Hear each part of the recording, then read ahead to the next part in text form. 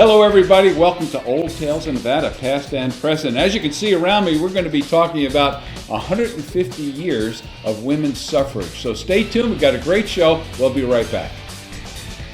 Hi there, I'm Hugh Roy Marshall with the Marshall Mint from Virginia City, Nevada. We now have our second ingot out in the 7 ingot collection for Reno number 11.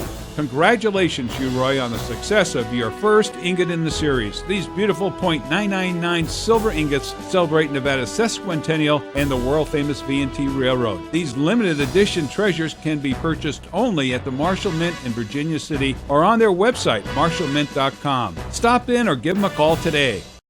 Deluxe Travel has been serving the Northern Nevada business and leisure traveler for over 30 years. Make 2014 the year Deluxe Travel meets your travel needs. Don't be fooled that you can find better deals on internet travel sites. Deluxe Travel will always get the best prices and provide the personal service you deserve. Let Deluxe Travel send you on your travel destinations today. Deluxe Travel, the official travel agency for Old Tales in Nevada and most Reno businesses. Have a great trip. Shoeman's Custom Cycle with a biker's bike shop. From the new set of pipes to custom renovations, building ultimate machines is our reputation. Feel the performance, experience the power. From chrome to leather, the selection doesn't quit. If it wasn't done to Shoeman's, it ain't. Shoeman's Custom Cycle with a biker's bike shop.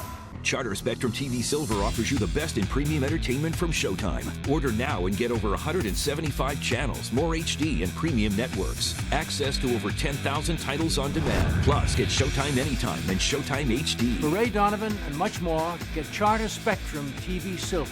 Watch your favorite stars in Showtime's acclaimed original series, Hollywood hits, and action-packed sports. Get the best in premium entertainment with Charter Spectrum TV Silver, which includes Showtime. Go to channel 2495 to order now. Welcome everyone to Old Tales in Nevada, past and present. I'm John O'Brien, the host of the show this week, and along with me, my good buddy Hugh Roy Marshall, way down the other end of the set. How you doing, John? Good to be here, and good to see you again, Hugh Roy. It's been a beautiful September so far. It's early in the month, but it's been great. We have in the middle of us today a couple of ladies from the Nevada Women's History Project, and we want to welcome the ladies here with us today. Appreciate this input. Yeah. Well, we have a lot of things to talk about today because they not only are a group that does a lot of good work, but they have some special events coming up that we want to hear about and what kind of work they're doing today in behalf of women.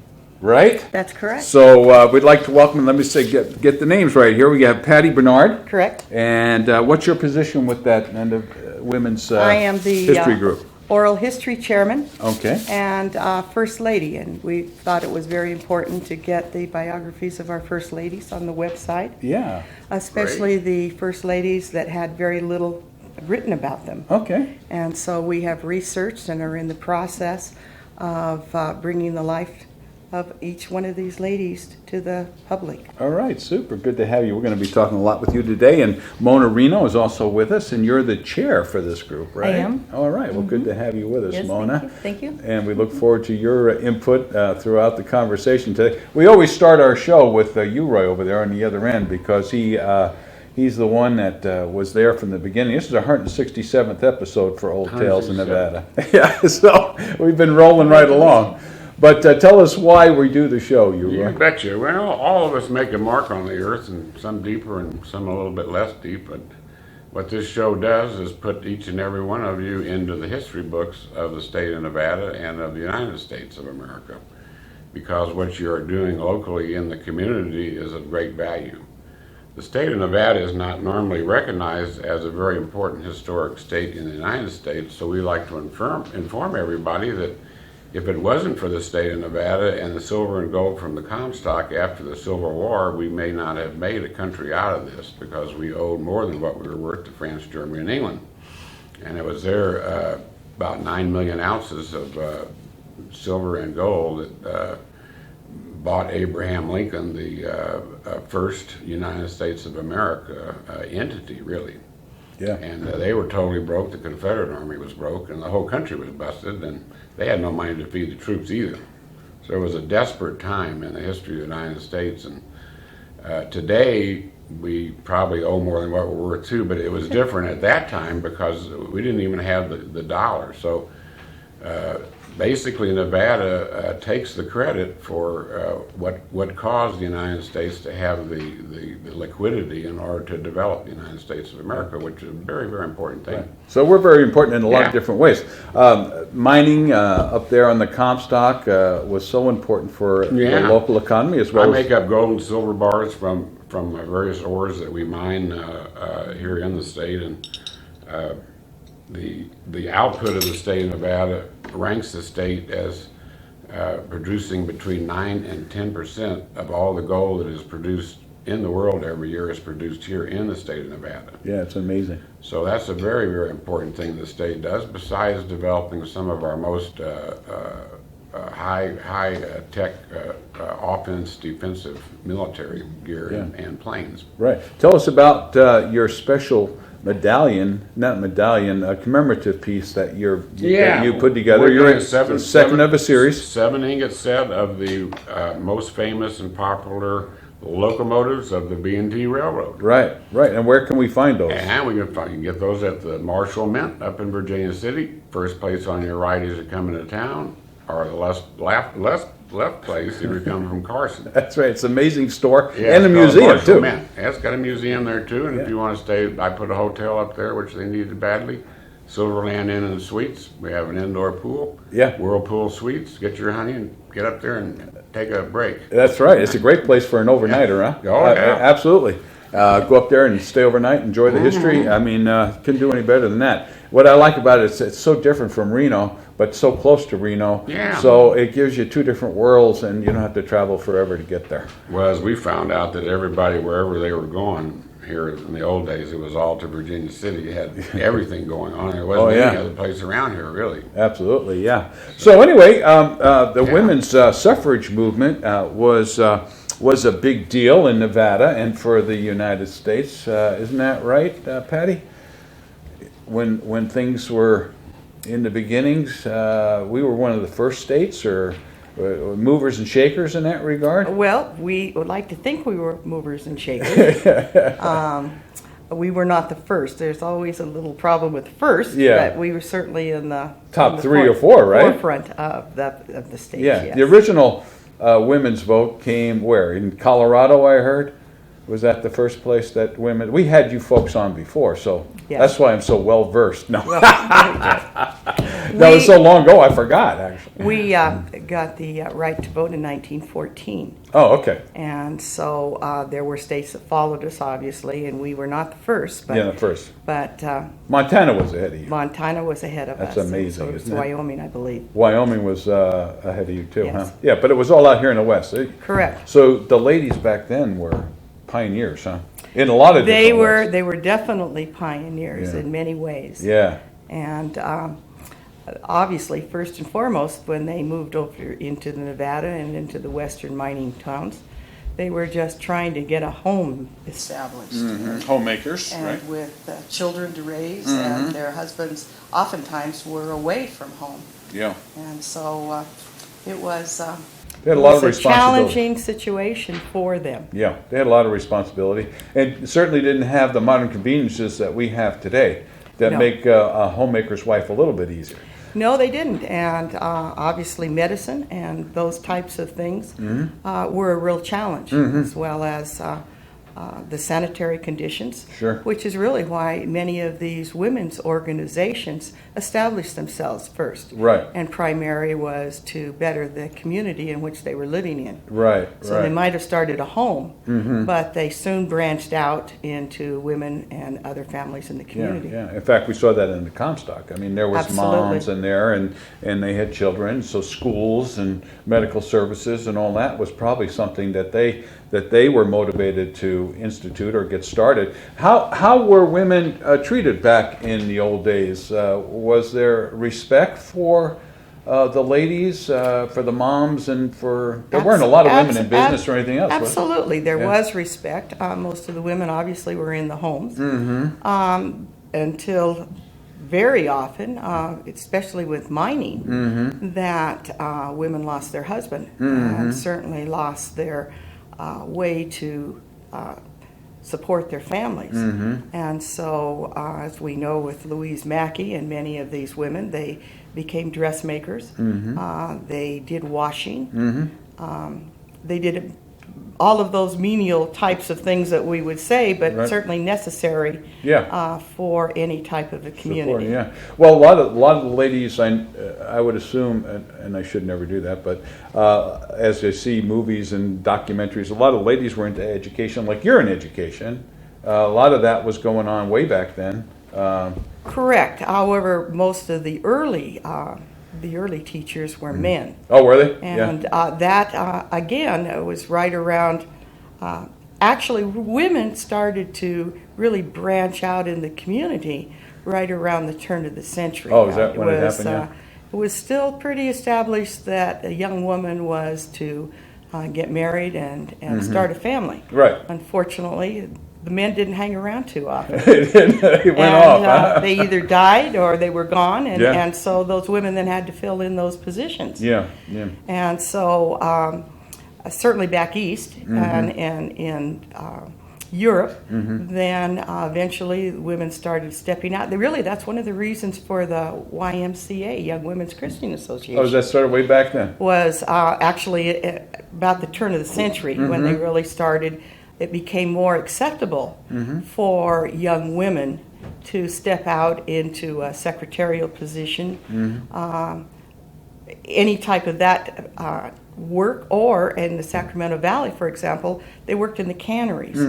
And, of course, their families were quite concerned that they were in a right social institution. Sure. And so the organization of the Young Women's Christian Association then tried to fill that void of the families that they were losing. I didn't realize it was around that long, But there weren't that many women in Nevada back in the 1800s, were there? Actually, there were quite a few women. Yeah. A lot of them on ranches. Really? Remember, we are mainly rural. Yeah, rural. Yeah. And all of the mining camps that are either here or were there and are no longer in existence.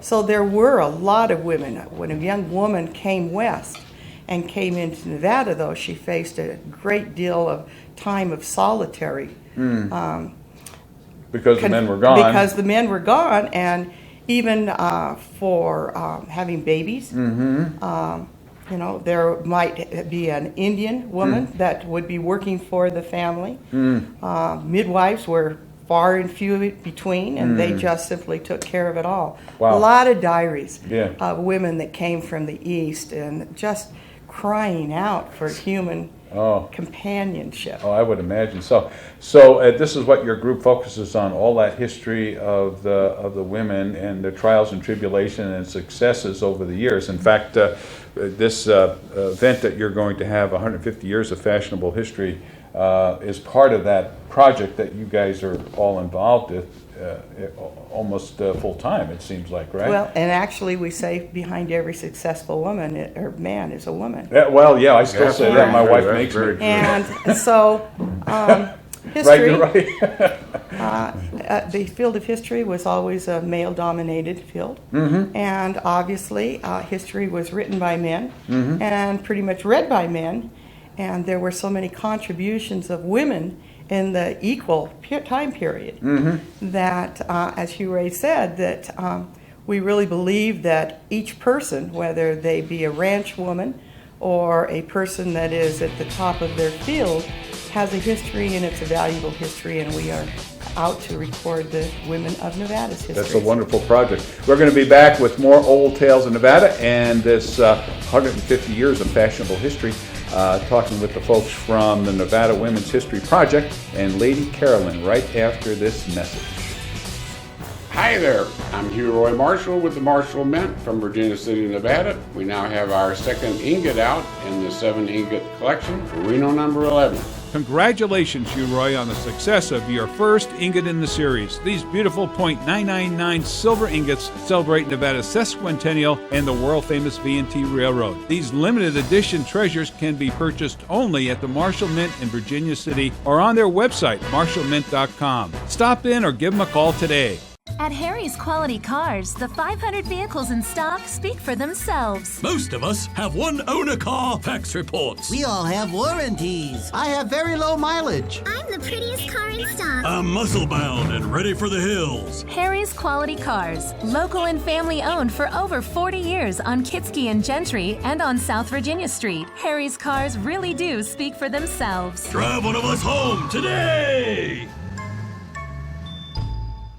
In honor of Nevada's sesquicentennial, Marshall Mint in Virginia City has produced the V&T Commemorative Series, which depicts the 7 most famous Virginia and Truckee Railroad locomotives. The Baldwin Works locomotives were vital to the development of the Comstock and the success of the state of Nevada. The ingots are a limited edition double struck of 1 troy ounce 3/9 fine silver, soon to come from the Citro mine. They're only available at the Marshall Mint, 96 North C Street, Virginia City, or go to our website at marshallmint.com. Deluxe Travel has been serving the Northern Nevada business and leisure traveler for over 30 years. Make 2014 the year Deluxe Travel meets your travel needs. Don't be fooled that you can find better deals on internet travel sites. Deluxe Travel will always get the best prices and provide the personal service you deserve. Let Deluxe Travel send you on your travel destinations today. Deluxe Travel, the official travel agency for Old Tales in Nevada and most Reno businesses. Have a great trip. We're back here in Old Tales in Nevada, past and present. We're having a conversation here with the folks from the Nevada Women's History Project, and with me is Patti Bernard, who was a former principal at one of our middle schools, right? Elementary school. Elementary school. I was a Nevada history teacher at one of the middle schools. Oh, Clayton Middle School. Yeah, that's great. That's I always get intimidated around principals, you know. I was in their office too many times for the wrong reason. Well, that's probably why I became one, because I did the same thing. Yeah. Catholic school too. Oh boy, I'll tell you, that's not the place you wanted to go, because in those days they used, a little physical discipline there, which they don't do anymore. Right. Well, the first year that I taught was in Gardnerville Elementary, and there was a paddle. Yeah. And there were little holes in this paddle. Yeah. Now we're talking not that long ago. And I inquired what it was, and it was that I was to use that for corporal punishment. Corporal punishment, there you go. Never did. No, well, you're one of those nice principals. Yeah. You treated everybody well. That's what we'd like to hear.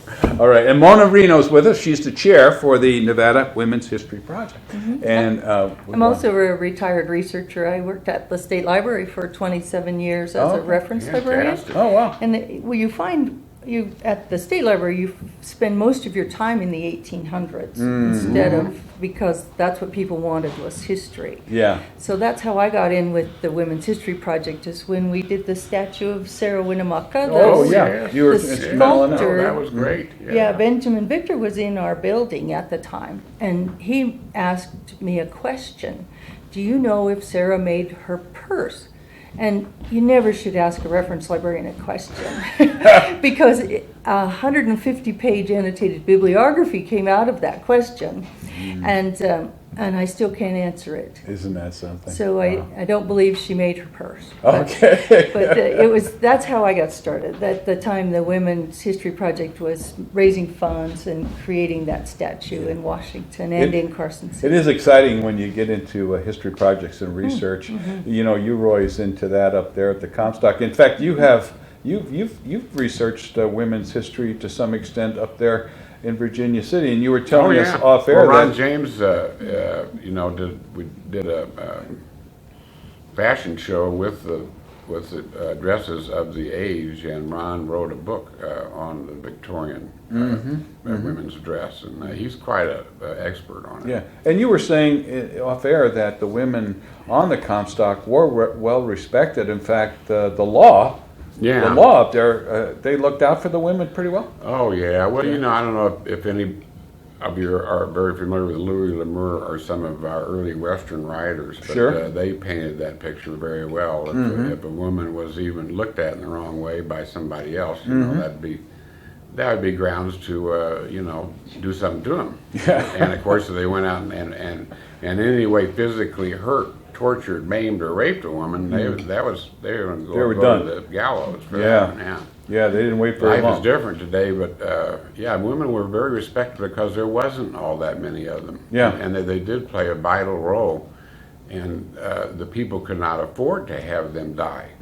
So if Indians came around or whatever, the women were protected first of all because they were looked at as more important than the men. Isn't that amazing? Well, I'm thinking, that you were talking about the isolation, the loneliness. That in itself would force an individual, a woman, to become very proficient at a lot of things. And she had to be resourceful. She had to be independent.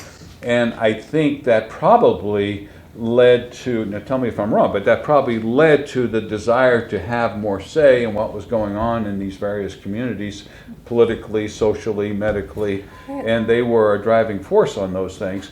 And in particular, your group was focusing, especially with this event, I think, or partly with it, with the Mudd family and the Goss. Actually, family? the Mudd and the Goss family. We have an annual pink tea, which again was a suffrage type tea that they women participated in to try and get the initial right to vote. And so we celebrate that at the governor's mansion every year.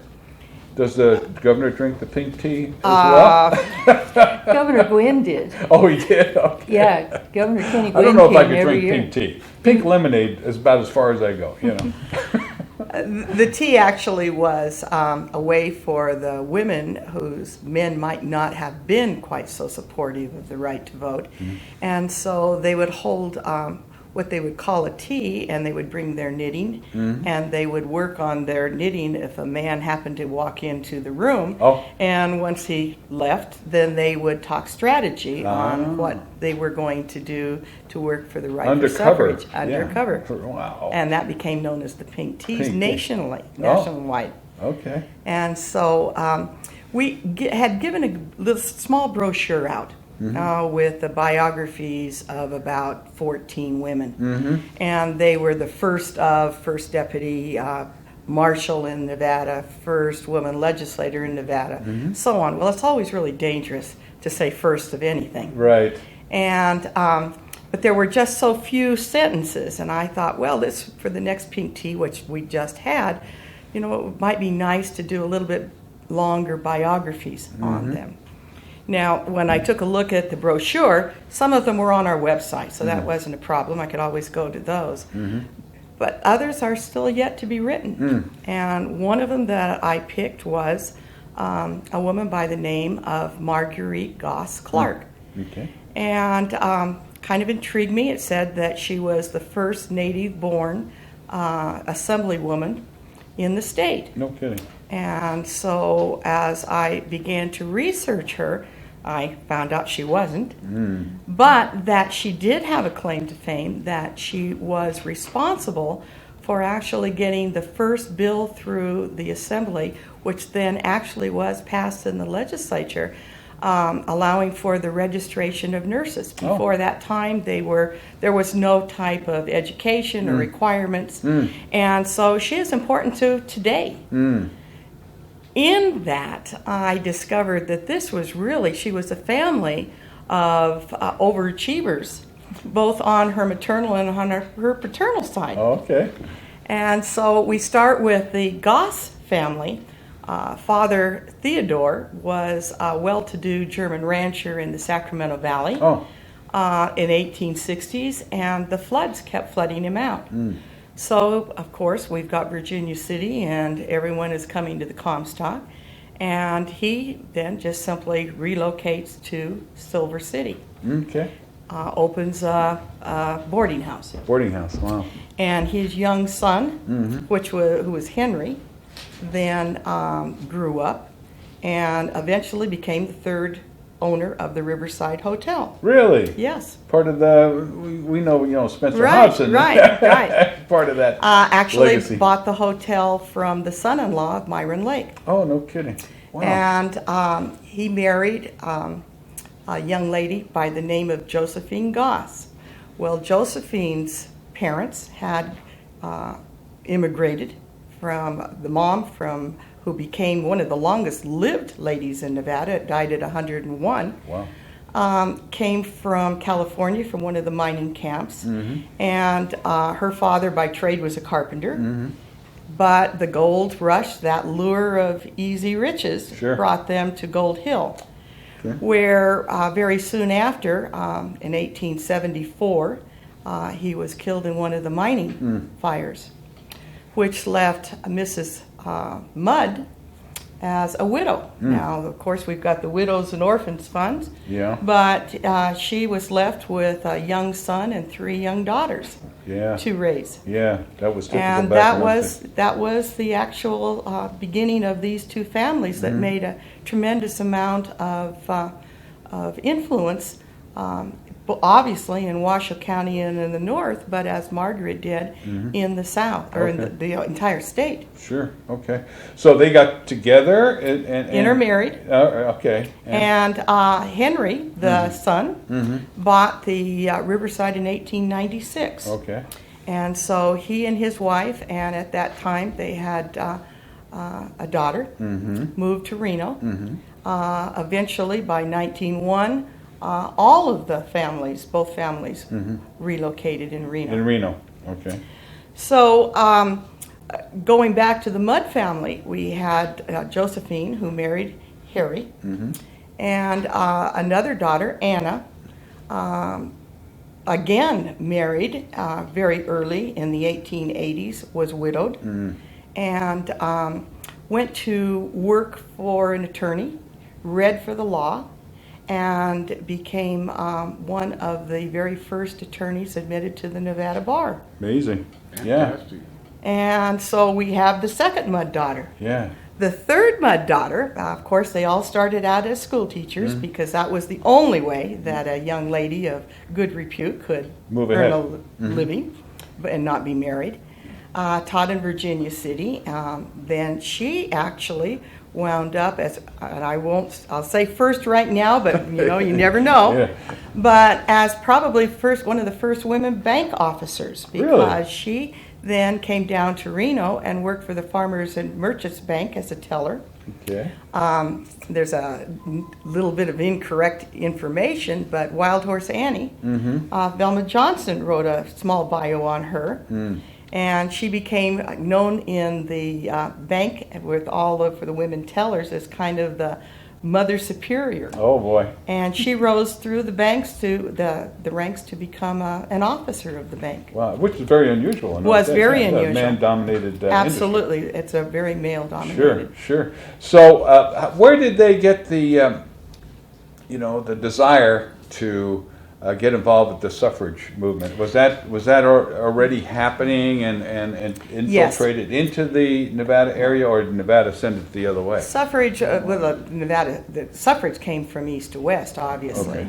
But the suffrage for Nevada had been going on. Some of these women, although we don't know unless we can find additional research, we have women's organizations working mainly for, again, the betterment of women and children in their community. Right. And that naturally went into filling in those elected positions that would have some type of power that they would be able to really make a difference. Okay, so And we're looking at the beginning of the century, really, 1900s. So were they allowed to vote locally at all at that time? No, they had no local say politically at all. In fact, at one time they couldn't even be on a school board. Okay, so it had to start from the top with the feds and then work its way down to the local. No, not really. Went the other way. Nevada Other way. was 6 years ahead of the federal, the 19th Amendment in 1920.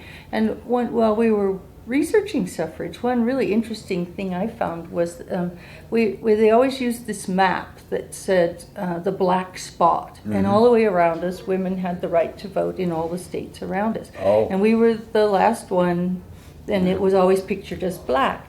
And when you think about that, some of the early women who were working on suffrage gave up and their families moved away, because here were these women like Patti's talking about that have interest in professional careers and the vote. And why would they stay in Nevada if they could move to California? Let me stop you right there. We're going to take a break. We'll come back and finish that story and enlarge on that. So back with more Old Tales Nevada Past and Present after we hear from a couple of our sponsors. Stay tuned. Hi there, I'm Hugh Roy Marshall with the Marshall Mint from Virginia City, Nevada. We now have our second ingot out in the 7 ingot collection for Reno number 11.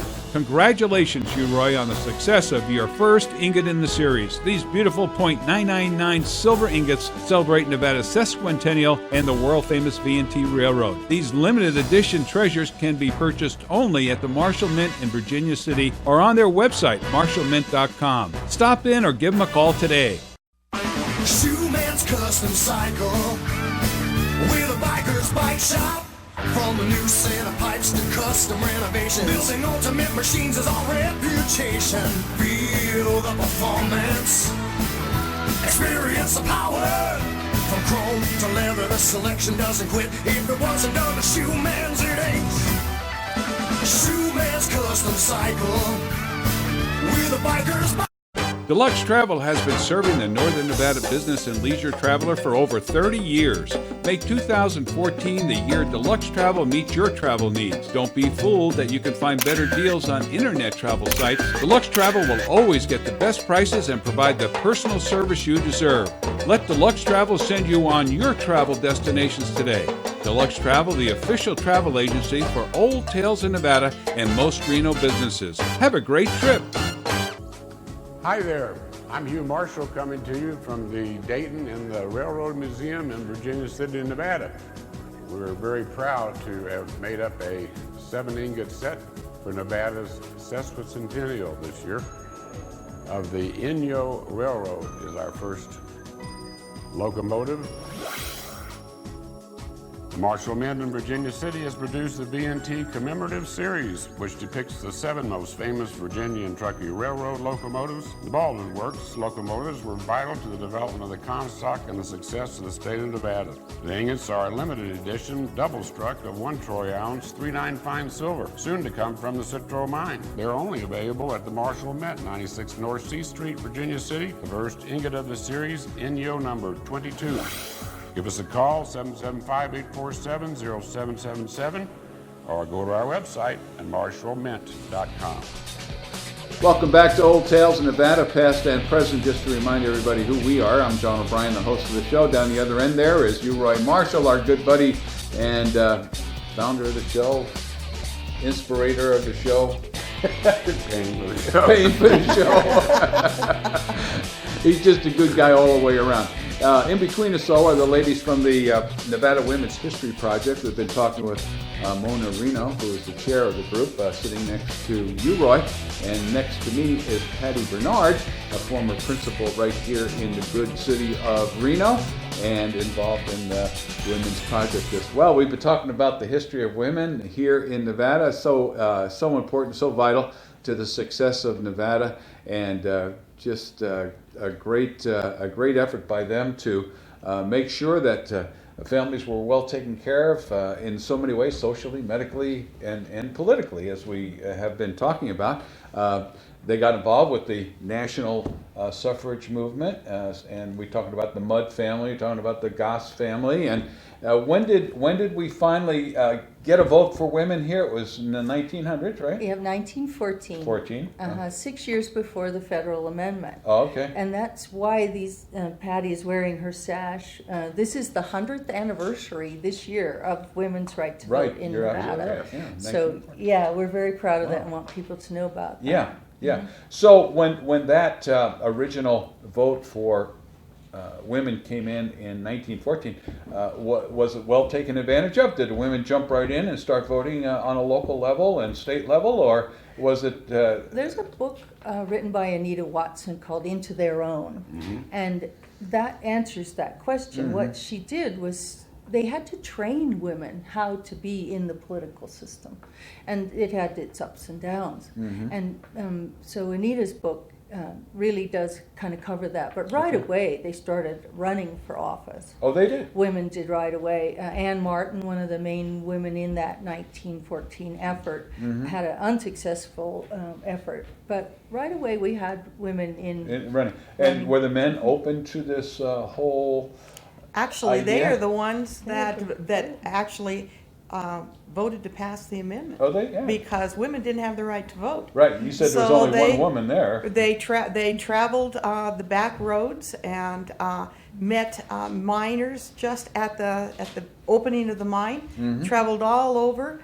There was also an anti-suffrage movement led by one of the former governors, Mrs. Scrugham. No kidding, she didn't want to be part of that. So there was a, and they were well financed also, much better. Yeah. So yes, they were definitely active, and as soon as the 1916 legislature rolled around, we had women in the legislature. Yeah, super. There you go. So then in 1920, you said the feds finally succumb, and they gave the women the opportunity to vote on a national level. Yes, they did. And we have another scholar, Dana Bennett. She's a PhD in history. And when she was looking at these lists of names of dynamic women that we found there, she says all of those women went on in the rest of their lifetime. Almost all of those were very prominent in their careers through time. I would imagine so. So it wasn't just this one effort. They became the Nevada women that made the Nevada of today. Oh, okay. And a lot of those women we have already done biographies of. So we span the whole time frame from statehood forward. Right. And that's where the Mudds and the Gossies come in, because they were in part of that interwoven history of Nevada once women really got motivated. Yeah. So the suffrage movement wasn't the end of the story for women.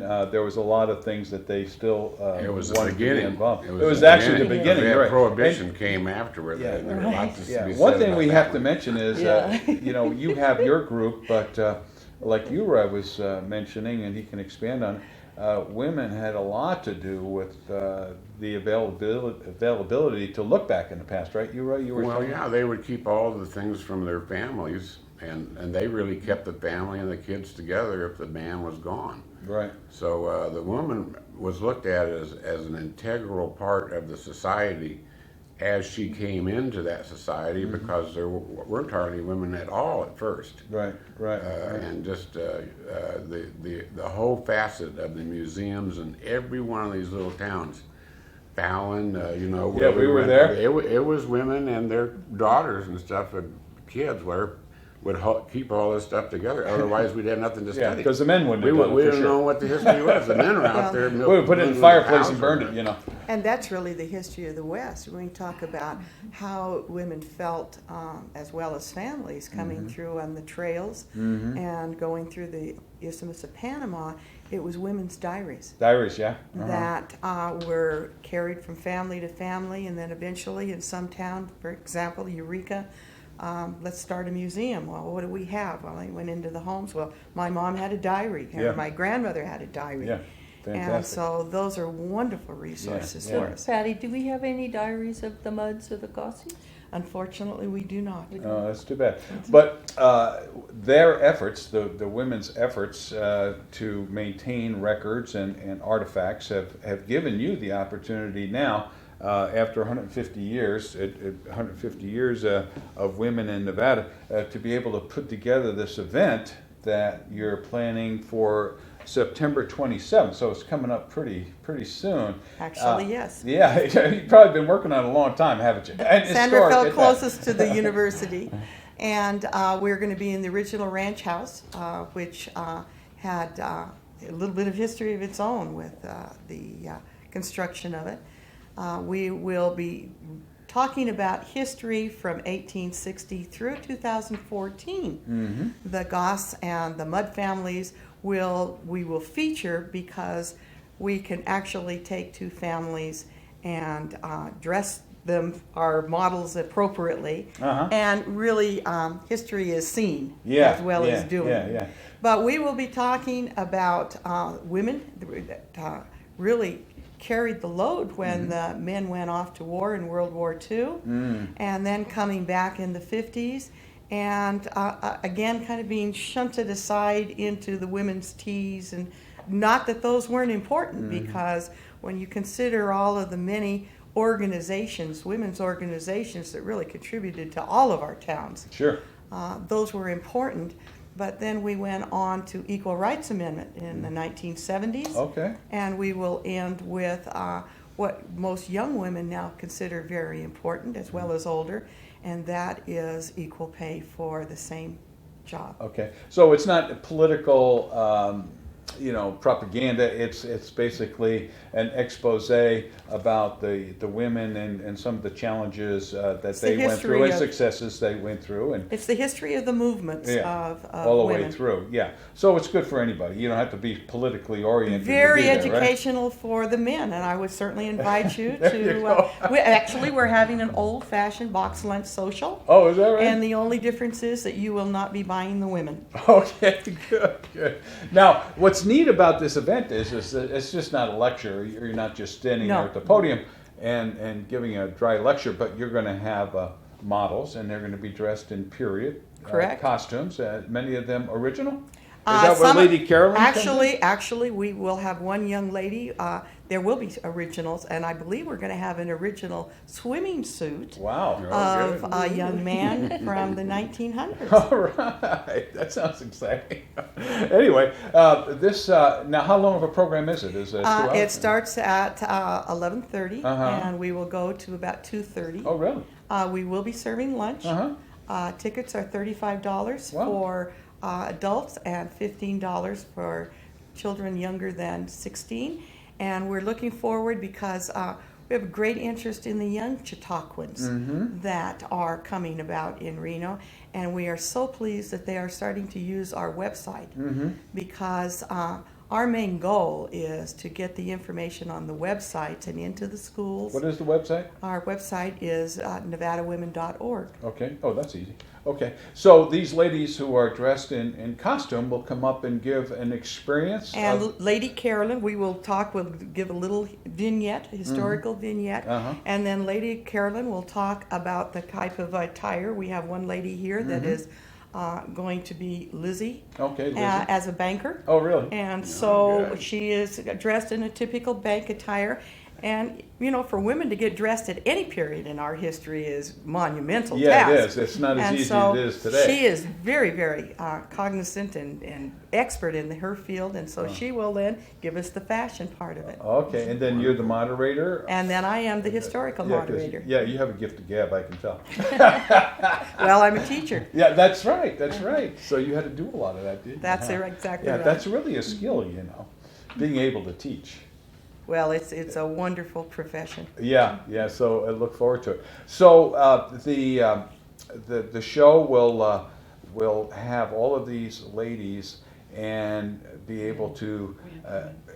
It's more of a personal. It's a personal description. It's a personal tour through history. Yeah. There are men models. I think that's what makes it interesting. And we have men models also. Oh, you have men models? Absolutely. Yeah. What do they talk about? Well, they're going to be window dressing, and we're going to talk about them. Okay. Well, Lady Carolyn and Patti do the talking. The models are just models. Oh, okay. They don't do the actual Chautauqua performance like that. Okay. Lady Carolyn is a professional at this. She has a website, ladycarolyn.com. All right. And she has this wonderful job where she does historic vignettes on cruise ships. Oh, no kidding. And things like that. So that should be very professionally done. She's very good at it. Yeah. What kind of a crowd do you expect? Is this the first time you've ever done that? Actually, this is we hold programs all of the time. This is the first fashion show that we have had. We can have a maximum to 100 at the ranch house, and so how are ticket sales going? We're going quite well, and we are looking forward to meeting people that maybe have not been acquainted with our group. Yeah. To give them a trip through history. Great way to do it. Let's take a break here, and we'll come back with our last segment on Old Tales Nevada, talking about the women's movement right here in the Silver State. So stay tuned. At Harry's Quality Cars, the 500 vehicles in stock speak for themselves. Most of us have one owner car fax reports. We all have warranties. I have very low mileage. I'm the prettiest car in stock. I'm muscle bound and ready for the hills. Harry's Quality Cars, local and family owned for over 40 years on Kitski and Gentry and on South Virginia Street. Harry's cars really do speak for themselves. Drive one of us home today! In honor of Nevada's sesquicentennial, the Marshall Mint in Virginia City has produced the B&T Commemorative Series, which depicts the 7 most famous Virginia and Truckee Railroad locomotives. The Baldwin Works locomotives were vital to the development of the Comstock and the success of the state of Nevada. The ingots are a limited edition double struck of 1 troy ounce 3/9 fine silver, soon to come from the Citro mine. They're only available at the Marshall Mint, 96 North C Street, Virginia City, or go to our website at marshallmint.com. Deluxe Travel has been serving the Northern Nevada business and leisure traveler for over 30 years. Make 2014 the year Deluxe Travel meets your travel needs. Don't be fooled that you can find better deals on internet travel sites. Deluxe Travel will always get the best prices and provide the personal service you deserve. Let Deluxe Travel send you on your travel destinations today. Deluxe Travel, the official travel agency for Old Tales in Nevada and most Reno businesses. Have a great trip. Hi there, I'm Hugh Roy Marshall with the Marshall Mint from Virginia City, Nevada. We now have our second ingot out in the 7 ingot collection for Reno number 11. Congratulations, Hugh Roy, on the success of your first ingot in the series. These beautiful .999 silver ingots celebrate Nevada's sesquicentennial and the world-famous V&T Railroad. These limited edition treasures can be purchased only at the Marshall Mint in Virginia City or on their website, marshallmint.com. Stop in or give them a call today. Welcome back to Old Tales in Nevada for our last segment with the ladies from the Nevada Women's History Project. And a great project it is, and what a great exercise, making sure that the history of women is documented here for us in Northern Nevada, as well as for the state of Nevada and for the world if they want to see it, because you're on the website and you have it all right there. Absolutely. Yeah. World Wide Web. World Wide Web. We have some interesting statistics, this Google Analytics that you can plug onto your website. When we launched our separate site that Nevada Humanities just gave us a grant on, we got Brazil and Peru and Nigeria and all of these countries. We just went. Isn't that amazing? It was wonderful. Yeah. Well, there were those. There's where the women are really, have a challenge. And as a matter of fact, I got a question from indirectly from Poland that wanted some information on First Lady Betty Sawyer. Oh, okay. So we know that we're reaching relevant out. and reaching out. Reaching out, yeah. So this is a great show you have coming up. We want to invite everybody to get over there. The prices are certainly reasonable, especially when you get a lunch to go with it. Absolutely. You can't beat that. But that's not your only work as a group. How many are in your group, by the way? We have about 100. About 100. Mm-hmm. And you would like more? And we would love more, both men and women.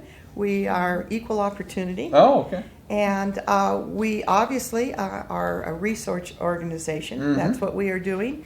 We love for people to contact us with information about their ancestors. Great. And memorabilia. Mm-hmm. We can't take memorabilia, but we can certainly tell them, advise them where to take Nevada Historical Society or special collections that Correct. UNR. That's where we wind up, Mm-hmm. You will be there for perpetuity, whatever that word is. Actually, our collections You're going to be there a long time. Our collections are now housed there. We did a project last year where we put our personal archives that we had in our office with great. the Nevada Historical Society. So the research job. we've done on biographies and things, those are available now. Great. They used to be just in our office, and that wasn't as open as it is No, it's now. great So to we're have very them there, and excited because about they're hermetically sealed, you might say. The Yeah. climate storage there, it's built great. for that kind of a thing. They take good care of those things. Absolutely. They really watch after them with their white gloves. Mm-hmm. We try and preserve history and give programs. Mm-hmm.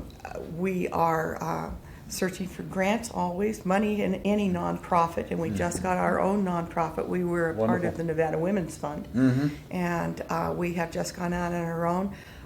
One of our projects is to do oral histories that try and catch some of these older women that are disappearing, as are men. Yeah, I think that's a fantastic exercise. In fact, we as a group on Old Tales in Nevada, that's one of our missions. That what we're doing today, with you folks, is oral history with video.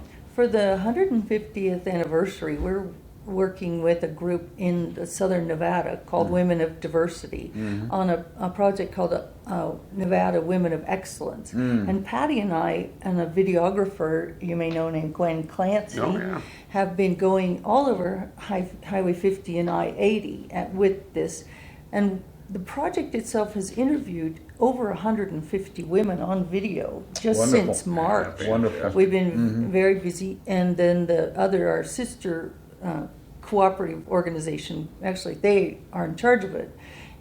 They're doing the southern counties. Yeah, that's great. And so between us, so there's a website. It's called Nevada Women's Virtual Center.org. I think every individual should do that. Where all those videos. Because I always figure that we all bring something to the table. Hugh Roy talks about that all the time. We all have something to bring to the community or whatever, and we all have a story to tell. But we sit there, we keep it to ourselves, or we tell part of it to our family, and then we're gone. And our family is trying to reconstruct the life of an individual. And it would have been so much easier if they would have just sat in front of a camera and done it. Well, actually, we have on our website, we have a kind of a how-to-do kit. Oh. And it's called Letters to Our Nevada Daughters. And actually, I have started it. And if you have a computer, it's wonderful because there are main sections listed in this how-to-do. Family histories and various things, and then they can just simply write whenever they feel like. Well, you could write, and just simply say, well, I've met famous people that I might have met, or my grandfather, memories of my grandfather, and just write that, save it as a Word document, and then you have composed and comprised then an entire history. Yeah. It's like the diaries you were talking about. It is exactly like the diaries. Modern day. And then, 60, for someone who doesn't understand how to begin, these are real beginning documents that will help someone. And it's interesting, I think, once people get into it, it's probably a little clumsy to start with, and people are a little bit shy. But once they get into talking about themselves and they have a passion for a certain thing, it just flows. And everybody's interested in grandma. Yeah, absolutely they are. What we tell people that don't have computer skills, just talk into a tape recorder. Yeah. You can answer the same questions on the tape recorder and then let someone else type it up for you. Absolutely. So don't be intimidated by the project just because you can't work a computer. Yeah. Many authors have ghostwriters. Yeah. And they're very successful at it, right? So we'd like to encourage it, and that's part of your mission, or... That is our mission. That is your mission, is to get that history down. Our mission is to collect and then to disseminate information about women. That's great. That's great. Do we have anything like that for men? Yeah, there are a couple. Maybe we ought to start a little group here. I think it's called Everything Else. And it's just miscellaneous, you know what I mean? I still think women are the movers and shakers. They just don't realize it sometimes. Well, and for so long, we do these older women. The only thing that was in the newspapers were teas. Now, teas were very important because those were the teas from all of these organizations where they made plans. But you didn't get that kind of information. You got what they wore. Yeah. And so kept it very superficial. Thank God we have changed, and now you can go and research in newspapers and really find meat about women. Yeah. Well, you women many are of a quiet nature, and yet from behind the scenes they powerful. Yeah, absolutely powerful. When I was a young guy, I used to sell cars, right? And if the guy came in with his wife, I didn't sell the guy. I sold the wife. Would more people do that? Yeah, because they control the purse strings. See, but they're so clever. They don't let anybody know. Well, that's called the women's wiles. That's right. So that's great. Well, we're glad you have a group. Now, can people join? Absolutely. If they go to our website, nevadawomen.org, they can join from the website. Right. We not only will love memberships at our luncheon. Do you meet like monthly or something? We do meet. We do have programs, but we do not invite the public, obviously. It's their membership. But the other thing that we are really concerned with this year is most of our programs. It'll be a little bit late in September, I believe. Though we want to register women to vote. And Great we don't care idea. what party it is. idea. We Very just much want needed. those women Well, to isn't that the register to case vote. anyway? I mean, in the electric, If you want it's a the part woman in it. voter. It seems like that's where the politicians are going. Yes. Well, They don't care about us old white Europeans. We bring voter registration forms to all our events. And we Good. recently had a booth at the Nevada 150 Fair down in Carson City. Ah. And we gave out voter registration forms. So, Oh, okay. Excellent. Okay. Yeah. Yeah, it because was the good. We election, say- vote. man, They the need to election's vote, yeah. coming up when November. 2 months from November now. 6th. Yeah, We're all the ads are back We're on TV. a nonpartisan, non-political group. We just do history, but that is such an important part for Yeah. any Right to person in vote their is country. one of our major That's And Yeah. obviously, we're looking rights. for support, financial support, but also we are looking for women that might just like to do programs and would love to join us and be in And that. help write oral history. Write Yeah. oral histories. There I are see so a lot. many. I would say that once you're exposed more to the community, there's a lot of women out there that want to do that. Well, and we Men have a could lot write of. them too. Yeah. We don't have care if men write them. Yeah. a lot of representation with other organizations. For example, the Historical Preservation Society. Here is a house. Well, Sure. who lived in that house? Well, Right. we can do that research. Yeah, that's fantastic. And then we've got a tandem Yeah. historical. Yeah, a little synergism Yeah. going on there. That's great. Do you have to do a background check to get in the organization? Oh, all you have to do is show up and smile. Show up and smile. Is there an initiation fee or anything like that? Membership fee? There is a membership fee of $30 $30. Oh, that's- for an individual, $50 for a family. That enables you to also get a little bit of a price discount Sure. into a program. Nothing like if a you- discount. That's correct. Do you get a senior discount? And VA? can't say that we do. AARP? Most of our I know members them are all. seniors. AAA? Yeah. We really are looking for young, and it's very hard. It's difficult now because young women are so drawn out with all of their activities in addition to work. But we really encourage young women to come in and give us their input. And we can, once they come in and they find out the history that they are sharing, Give them pride. it does absolutely. Yeah, well, listen, we want to thank both of Yeah, you we for certainly being with do. us, along with the Yeah, ladies. We'll get appreciate pictures you, of them Patty. along the way here too.